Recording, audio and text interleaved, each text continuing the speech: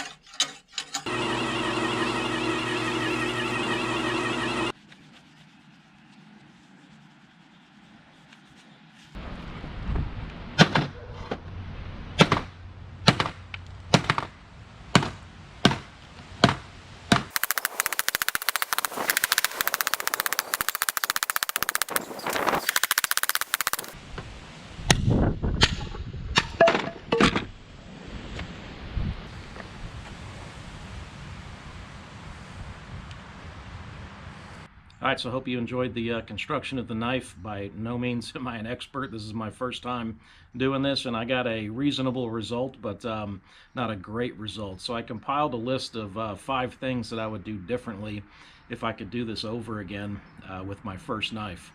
So number 1, I would certainly never start out with such a big knife. This thing is 17 inches long, and the leaf spring metal's very, very thick. It's actually really hard steel, even after trying to soften it. Really hard to move around, and there's a lot of steel to polish and a lot of steel to sharpen. So with a longer knife, you also have a lot more blade to sharpen. And as you can see from the demonstration of the 2x4, I got an edge on this thing, but it's not what I would call sharp. And I think that the reason that I had a hard time getting an edge on it is on the part of the blade closest to the handle. I think the metal's just too thick. I don't think I got it down to a thin enough state to put a very fine edge on it. But as you can see from chopping through that 2x4, it'll get through it. And then when I flipped it over, I kind of just broke it just from the sheer force of the blow. So that's another part of starting out with a really big knife. You got a lot of blade to sharpen, so keep that in mind. So lesson number 2 is don't build 2 knives at once on your first attempt. And the reason that I say this is because I did this, and every mistake that I made on this knife, I made on the other knife as well. So these aren't end of the world mistakes. I still got a knife out of the deal, and the second knife will come out actually a little bit better than this one because it's a much smaller knife, but I made some of the same mistakes. So make your first knife, learn from that process, and then try to improve on your next knife. Don't do 2 at a time and make the same mistakes on both knives like I did. Lesson number 3 that I learned is to not just eyeball your knife to make sure it's straight, and to actually check it with a straight edge. And I know that may sound simple, or why didn't you do it that way? But I didn't, and I ended up having to reheat the thing and ruining a quench and a temper because it was crooked at the end. And when I say crooked, it was slightly off, but it was enough for me to want to reheat it and straighten it out. So I only eyeballed my knife, and from now on I can guarantee you I'll check it with a straight edge as well as eyeball it. So that was lesson number 3. So lesson number 4 for me was to spend ample time on the handle. So I do a lot of woodworking, and I've been woodworking for most of my life, and I'm kind of disappointed in my effort here. I used zebra wood as the handle, but just didn't take enough time to sand it. And I'm sure it looks pretty good on the video, but there's some areas that could have been handled a little bit better. In addition, the metal that goes around, I guess you'd call that the tang, not as smooth and polished as the rest of the knife is, so I could have done a better job there too. I don't know if this will show up in the video, but right there's a slight crack in the wood. And the reason there's a slight crack in the wood is because I used a hammer to drive my rivets in, and these are 1/4-inch stainless steel rivets, and zebra wood's a really hard wood, but it's just too much pressure for the wood, and I did get a crack there, and I decided to just leave it. So lesson number 5, and this may also sound elementary to people who make knives on a regular basis, but it's to get the thing cleaned up and remove all your scratches and all your hammer marks before you harden the knife. So once you soften it up, and again, that leaf spring steel's really hard to soften up, at least that was my experience.